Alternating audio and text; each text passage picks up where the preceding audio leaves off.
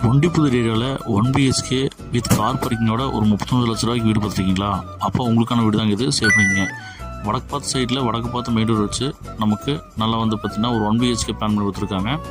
நல்லா grill work பார்த்தீங்கன்னா பெரிய கிரில் ஒர்க் பண்ணியிருக்காங்க. EB கனெக்ஷன் இருக்குது, DTC இருக்குது, பிளான் இருக்குது, போர்வெல் பார்த்திங்கன்னா அமைச்சு கொடுத்துருக்காங்க.